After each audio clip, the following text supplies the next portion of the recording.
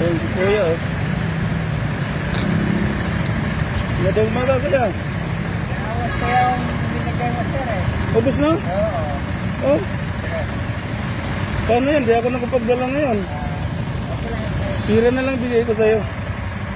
Di ako nakadala eh. Mamaya mag-deliver ka naman sa akin. Ah, meron deliver? Malakas basahan mo. Kung mga nakastapo, Ha? dami ng tapon. Ah, maray bumili kapon. O, di ako nakadala ng ano, basahan.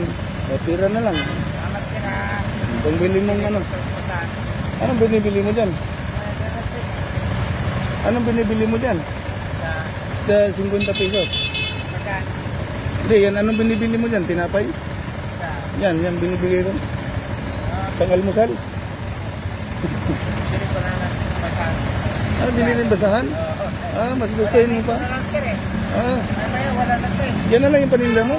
O sige, Lunes. Magdala ako, Lunes. Kasi walang pasok bukas eh. Oh. Ah, nabibili mo rin? Ah, sige, kahit paano makadagdag yan. Kaya gusto basahan ibigay ko sa iyo kasi pag pira 50.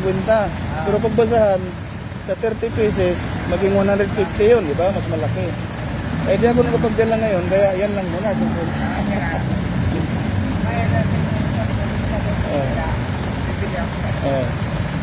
Lunes kita madalang kasi bukas wala akong pasok. Buti nga may pasok ako. Ha? Ha? Napanood mo na? May matanda rin akong inanuhan doon. Dinaanan ko ngayon, binigyan ko rin. O sige kuya, nakaguna.